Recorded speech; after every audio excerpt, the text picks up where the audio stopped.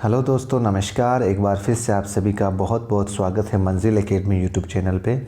साथियों, मंजिल academy YouTube channel आपकी जो मंजिल है, चाहे रीट एग्ज़ाम हो चाहे सीटेट एग्ज़ाम हो, उस तक पहुंचाने के लिए लगातार प्रयासरत है। और उसके अंदर आपका जो बाल विकास एवं शिक्षा शास्त्र का जो पाठ्यक्रम है, उसको हम बिल्कुल बेसिक से, बिल्कुल शून्य से इस पाठ्यक्रम को हम पढ़ रहे हैं। और अगर आप इस वीडियो को पहली बार देख रहे हैं, इस चैनल पर नए हैं, तो आपसे एक निवेदन, इस चैनल को सब्सक्राइब ज़रूर करें।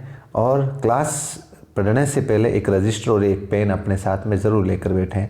जो स्टडी मटेरियल मैं आपको प्रोवाइड करवा रहा हूं साथियों, बहुत इम्पोर्टेंट है और बहुत मेहनत की है इसके लिए मैंने। और ये आप अगर बाल विकास पढ़ते हैं तो आपको दोबारा बाल विकास से संबंधित कोई किताब या नोट्स वगैरह पढ़ने की ज़रूरत नहीं है, इतना भरोसा रखो साथियों। हम पढ़ रहे थे साथियों, बाल विकास के अंदर जो विकास की विभिन्न प्रकार की अवस्थाएं हैं, जिसमें हमने शैशवावस्था का अध्ययन कर लिया था और बाल्यावस्था का अध्ययन कर लिया था। आज हमारी जो अध्ययन है वो है किशोर अवस्था। किशोर अवस्था यानी विकास की तीसरी अवस्था है।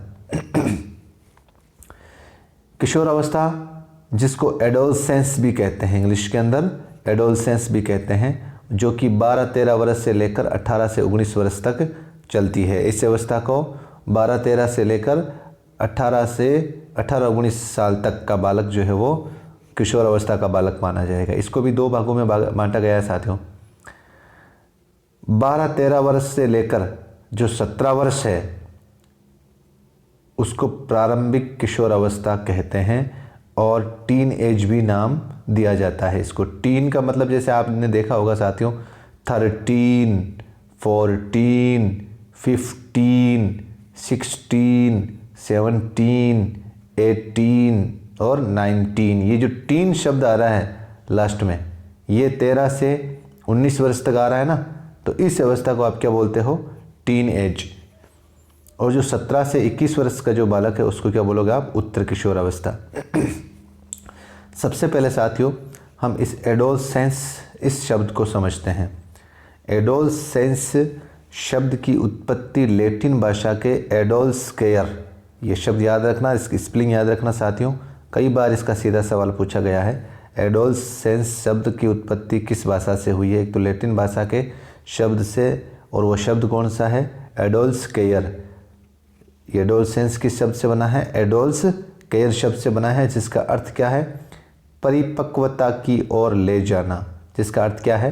परिपक्वता की ओर ले जाना। अब यहां पर नोट लगाकर एक बात देखें, ये नाम कौन सा? एडोल्स्केयर। ये नाम सर्वप्रथम स्टैनली हॉल ने अपनी पुस्तक एडोलसेंस, जो कि 1904 ईस्वी में दिया था। स्टैनली हॉल ने सर्वप्रथम एडोल्स्केयर जो नाम है वो स्टैनली हॉल ने दिया था। और किस में दिया था? इनकी एक पुस्तक है एडोलसेंस, जो कि 1904 में इस नाम को दिया था। आगे देखते हैं साथियों, स्टैनली हॉल ने, यहाँ से बहुत इंपॉर्टेंट सवाल पूछा जाता है साथियों कि भाई किशोर अवस्था का क्रमबद्ध और वैज्ञानिक अध्ययन किसने किया था? किशोर अवस्था का क्रमबद्ध और वैज्ञानिक अध्ययन किसने किया था? स्टैनली हॉल ने। किसने किया था? स्टैनली हॉल ने। और सबसे पहले जो एडोल्स्केयर जो वर्ड है, वो भी स्टैनली हॉल ने ही, इसका पुस्तक है एडोलसेंस 1904, इस किताब में ही दिया था। अब इसके उपनाम देखते हैं हम साथियों। अब इसके अंदर इसका जो पहला उपनाम है वो है उलझन की अवस्था। उलझन की अवस्था इसलिए कहते हैं इसको कि इस अवस्था के अंदर बालक का शारीरिक, मानसिक, नैतिक विकास बहुत ही तीव्र गति के कारण होता है। ये उलझन की अवस्था, बालक को समझ में ही नहीं आता कि क्या करना है क्या नहीं करना है, क्योंकि इसके अंदर बालक का शारीरिक, मानसिक और नैतिक विकास की जो गति है वो बहुत तीव्र होती है। इसके कारण इसको उलझन की अवस्था कहते हैं। दुखी या भय की अवस्था, यानी भविष्य को लेकर इस अवस्था का बालक जो है वो दुखी रहता है, भयभीत रहता है। अमूर्त चिंतन की अवस्था, साथियों बाल्यावस्था का जो बालक था वो मूर्त चिंतन की अवस्था इसलिए कहते हैं क्योंकि वो चिंतन सिर्फ उसके सामने रखी हुई कोई वस्तु है, सिर्फ उसी के ऊपर चिंतन या तर्क कर सकता है। उसके बाद में होने वाले या उससे अलग काल्पनिक चिंतन वो नहीं कर सकता। उसको अमूर्त चिंतन कहते हैं। अमूर्त चिंतन जो है वो किशोर अवस्था का बालक करने लग जाता है। संवेगात्मक परिवर्तन की अवस्था या संवेगात्मक परिवर्तन या संवेगात्मक समस्याओं की अवस्था भी इसको बोलते हैं, क्योंकि इसमें संवेग परिवर्तन होते रहते हैं। इसी अवस्था को साथियों तूफान, तनाव या संघर्ष का काल कहते हैं।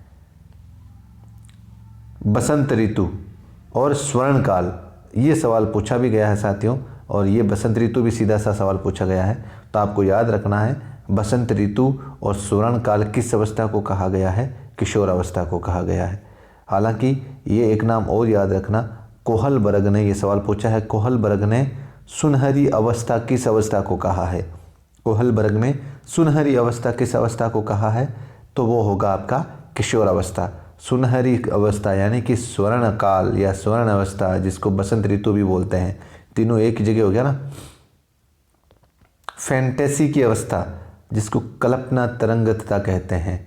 फैंटेसी का मतलब होता है कल्पना तरंगतता, यानी कि इस अवस्था का बालक कल्पना में विचरित रहता है, कल्पनाएं करता है कि भाई मैं बड़ा होकर ये करूँगा और वो करूँगा, अगर मैं इस तरीके से करूँगा तो ये हो जाएगा, कल्पनाओं में लीन रहता है। तो इसको बोलते हैं फैंटेसी अवस्था। और इस अवस्था को अपराध की आयु भी बोलते हैं। आपने देखा होगा, आप भी इस एज से गुजरे होंगे, अपराध की आयु।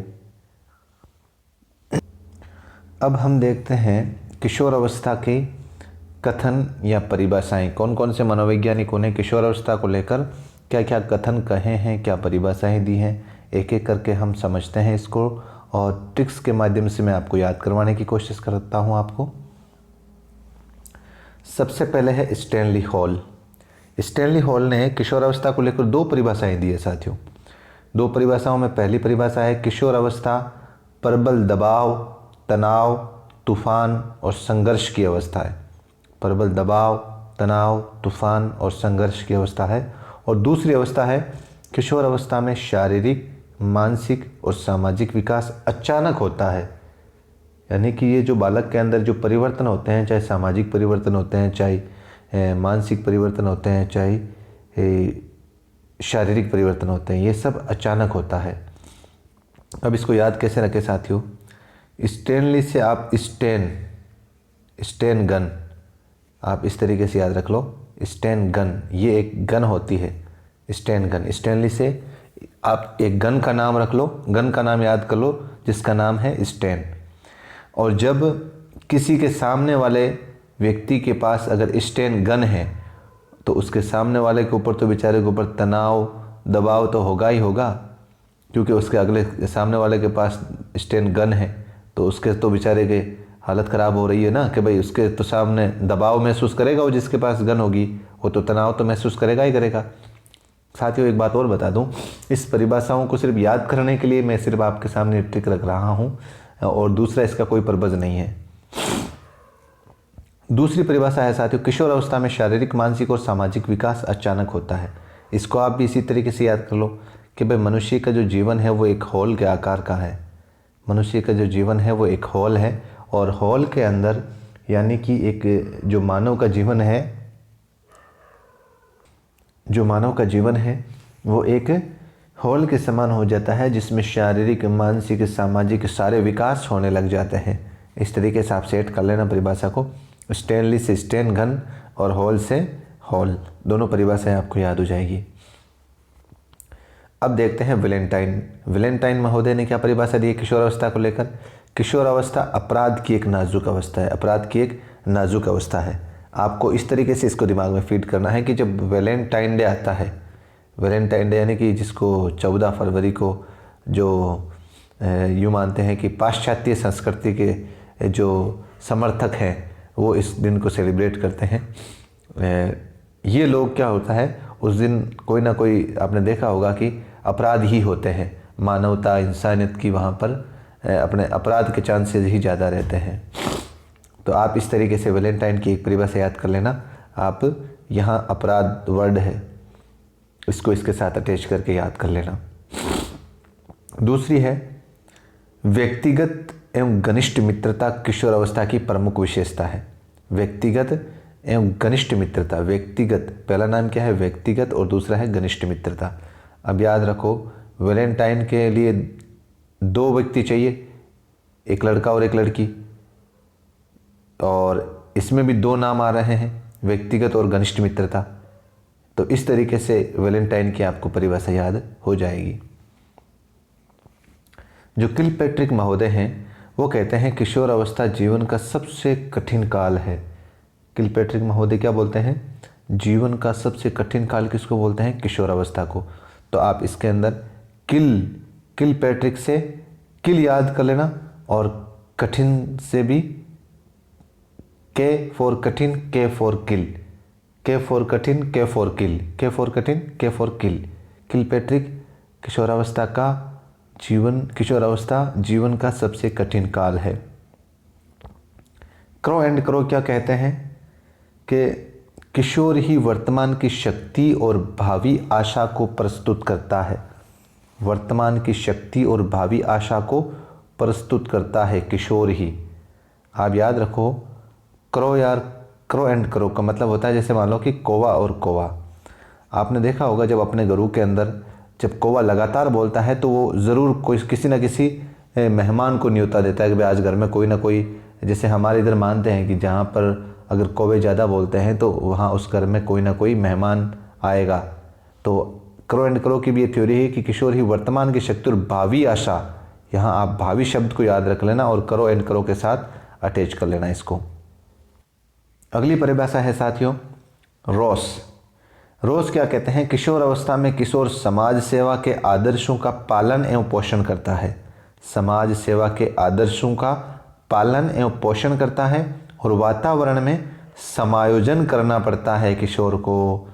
यहाँ पे आप याद रखो कि देखो इसको याद कैसे करें, आपको रीस आ गई, मतलब रीस माने वही आपको गुस्सा आ गया और आपका गुस्सा तब तक शांत नहीं हुआ जब तक आपने समायोजन नहीं किया उस अगले ने या आपने नहीं किया। तो आपने रीस के अंदर क्या कर लिया, समायोजन कर लिया, तभी तो आपकी रीस कम हो गई, आपका गुस्सा चला गया। इसीलिए आप इसको इस तरीके से याद कर लेना। अब हम याद करते हैं साथियों कोलसेनिक की। कोलसेनिक की परिभाषा क्या कहते हैं, कोलसेनिक महोदय कहते हैं किशोर जो है प्रोडू को अपने मार्ग में बाधा समझते हैं। किशोर प्रोडू को अपने मार्ग में बाधा समझते हैं। अब आप इसको कैसे याद रखो, कोलसेनिक से सैनिक याद कर लेना, कोलसेनिक से सैनिक याद कर लेना। और ये जो बाधा है, बाधा आप याद करो साथियों, आप अपने माइंड में इस तरीके से सेट कर लो। सैनिकों के सामने जैसे मान लो कि सैनिकों को या आम इंसानों को सबसे ज़्यादा स्वतंत्रता पसंद है और स्वतंत्रता के अंदर जो भी उनके बीच में बाधा आएगी, जो भी उनके सामने समस्याएं आएगी, आने वाले मार्ग में जो भी बाधा आएगी तो उसका वो समाधान करेंगे। तो सैनिक किसका समाधान करेंगे, बाधा का। और उनके बीच में बाधा क्या है, स्वतंत्रता को लेकर जो भी बाधा आएगी उसके लिए वो हमेशा तत्पर रहेंगे, उससे लड़ने के लिए, प्राप्त करने के लिए। आप इस तरीके से इसको सेट कर लो। अगली परिभाषा है जरशील्ड की। जरशील्ड मानते हैं बाल्यावस्था से परिपक्व अवस्था की ओर बढ़ना ही किशोर अवस्था है। बाल्यावस्था से परिपक्व अवस्था की ओर बढ़ना ही किशोर अवस्था है। तो इस तरीके से हमने साथियों विभिन्न प्रकार के जो मनोवैज्ञानिक हैं उनके परिभाषाएं देखी किशोर अवस्था को लेकर। अब हम समझते हैं इसकी विशेषता को। इसकी विशेषता को देखें तो सबसे पहली विशेषता है किशोर व किशोरी। जिसमें किशोर होगा उसके अंदर पुरुष तत्व और जो किशोरी होगी उसके अंदर मातृत्व को प्राप्त करते हैं इस अवस्था का बालक जो हो जाता है। दूसरी इसकी विशेषता है शारीरिक व मानसिक विकास में तीव्रता आने लग जाती है। तीसरी संवेगों की प्रबलता देखने को मिलती है और ये संवेग परिवर्तनकारी होंगे। अब विषमलिंगी आकर्षण, जो बाल्यावस्था का बालक था उसका समलिंगी आकर्षण था, लेकिन किशोर अवस्था के अंदर आते आते विषमलिंगी आकर्षण हो जाता है और काम प्रवृत्ति की अधिकता पाई जाती है इस अवस्था के बालक में। और दिवा संपन्न या कल्पना तरंगता या जिसको फैंटेसी अधिकता कहते हैं, यानी कि अपन कहते हैं ना दिन में सपने देखना या खुली आंखों से सपने देखना, तो सपनों में विचरण करता रहता है इस अवस्था का बालक। त्याग, बलिदान, परोपकार, सेवा, सहयोग, मित्रता की भावना सर्वाधिक पाई जाती है इस अवस्था के अंदर। और नेतृत्व की भावना भी बहुत तगड़ी पाई जाती है किशोर अवस्था के अंदर। वीर पूजा की भावना, वीर पूजा जिसको अपन नायक पूजा भी बोलते हैं, यानी कि इस अवस्था के बालक के अंदर जैसे उनको कोई ना कोई एक ऐसा हीरो या हीरोइन उसको वो वीर मानते हैं, उसको बहादुर मानते हैं और अपना उसको आइडल मानते हैं, और जैसा वो काम करता है वैसा ही बालक या बालिका करने की कोशिश करता है। जैसे मान लो कि अगर जैसे सलमान खान है तो उसी तरीके की बॉडी बनाना चाहते हैं लोग, या जैसे मान लो कि कोई लड़कियां हैं वो किसी हीरोइन की स्टाइल की तरह अपने बाल संवारती हैं। इस तरीके से किसी को वीर बनाकर उसकी पूजा या उसको आइडल मानने लग जाते हैं। राष्ट्रवाद की भावना, राष्ट्रवाद की जो भावना है उसकी प्रवृत्ति का विकास हो जाता है। देशभक्ति की भावना का विकास हो जाता है इस अवस्था के अंदर बालक में। अब हम यौन विकास है बालक के अंदर जो किशोर अवस्था में पाया जाता है वो कैसे होता है। सर्वप्रथम तो उसके अंदर सौंदर्य बोध को लेकर जो स्वप्रेम है, खुद की सुंदरता को लेकर यौन का विकास होता है। फिर प्रजनन अंगों का विकास होता है, और तीसरा इसके अंदर जो कर्म होता है वो होता है तीव्र कामुकता। और तीव्र कामुकता भी साथियों जो समलिंगी कामुकता होती है और विषमलिंगी कामुकता होती है। तीव्र कामुकता समलिंगी भी होती है और विषमलिंगी भी होती है। यौन विकास इस तरीके से हमने देखा, सर्वप्रथम सौंदर्य का बोध, फिर प्रजनन अंगों का विकास और फिर तीव्र कामुकता। अब कई बार साथियों सीधा सवाल पूछा जाता है, किशोर अवस्था से संबंधित 2 सिद्धांत हैं, उसमें आपको कन्फ्यूज़न नहीं होना है, यहीं आप उसको क्लियर कर लें। किशोर अवस्था के अंदर जो पहला सिद्धांत है वो है किशोर अवस्था को लेकर त्वरित विकास का सिद्धांत। त्वरित विकास का सिद्धांत, इसके जनक कौन है? Stanley hall. और इनकी जो बुक्स है वो हमने अभी देखी थी ऊपर, एडोलसेंस, इनकी बुक्स है एडोलसेंस। ये इनकी थ्योरी क्या है त्वरित विकास को लेकर? इनका मानना है कि बाल्यावस्था और किशोर अवस्था में परस्पर कोई संबंध नहीं है। ध्यान से समझना, बाल्यावस्था और किशोर अवस्था में परस्पर कोई संबंध नहीं है। बाल्यावस्था के तुरंत बाद त्वरित गति से छलांग मारकर किशोर अवस्था प्रकट हो जाती है, अर्थात किशोर अवस्था में विकास अकस्मात या अचानक होते हैं। इनकी थ्योरी समझ में आई। इनका मानना है कि बालक के अंदर जो विकास होता है ना वो एकदम अचानक होता है। जो भी शारीरिक, मानसिक, संवेगात्मक जो भी बालक का विकास होता है वो अचानक होता है। और ये किन की थ्योरी थी? ये स्टैनली हॉल की थ्योरी थी, जिनका ये सिद्धांत है त्वरित विकास का सिद्धांत। अगला जो सिद्धांत है साथियों वो है कर्मिक सतत निरुत्तर विकास का सिद्धांत। और ये किसने दिया था? थॉर्नडाइक ने। इसके जनक कौन है? थॉर्नडाइक। इनकी थ्योरी क्या है समझते हैं। इनकी बुक का नाम है एजुकेशन साइकोलॉजी, शिक्षा मनोविज्ञान। और इसके समर्थक भी हैं किंग, हॉलिंगबर्थ। इनकी थ्योरी क्या है? इनका ये मानना है कि बाल्यावस्था और किशोर अवस्था परस्पर संबंधित है। स्टैनली हॉल का मानना है कि बाल्यावस्था और किशोर अवस्था परस्पर संबंधित नहीं है, लेकिन इसका उल्टा थॉर्नडाइक ये मानते हैं कि बाल्यावस्था और किशोर अवस्था आपस में संबंधित हैं। बाल्यावस्था के अंतिम दिनों से धीरे धीरे किशोर अवस्था प्रकट होती है, अर्थात इस अवस्था में धीरे धीरे विकास जो है वो कर्मानुसार होता है। इन दोनों सिद्धांतों की थ्योरी समझ में आई। स्टैनली हॉल मानते हैं कि बाल्यावस्था और किशोर अवस्था में कोई संबंध नहीं होता है, इसलिए विकास अचानक होता है। लेकिन थॉर्नडाइक इसके उल्टा ये मानते हैं कि बाल्यावस्था और अपने किशोर अवस्था के अंदर आपस में संबंध होता है, और इसीलिए विकास जो है वो तीव्र गति से ना होकर, अचानक ना होकर धीरे धीरे और कर्म के अनुसार होता है। तो इस तरीके से साथियों आज हमने किशोर अवस्था को लेकर अध्ययन किया। किशोर अवस्था की जो विशेषता है, किशोर अवस्था के जो सिद्धांत है, और किशोर अवस्था को लेकर जो विभिन्न मनोवैज्ञानिकों ने परिभाषाएं दी है, और किशोर अवस्था के उपनाम हैं, किशोर अवस्था का डिवाइडेशन है, अर्थ है, इसको हमने बिल्कुल आसान भाषा में इसको समझा है। उम्मीद करता हूँ कि आपको पसंद आया होगा। अगर पसंद आया है तो एक बार वीडियो को लाइक और शेयर ज़रूर करना, और अगर इसमें कुछ इम्प्रूवमेंट चाहते हैं आप तो मुझे कमेंट बॉक्स में कमेंट ज़रूर करना। मैं पूरी कोशिश करूँगा और इसमें सुधार करने की। अब दीजिए मुझे इजाज़त, मिलते हैं एक नए वीडियो के साथ। जय हिंद, जय भारत।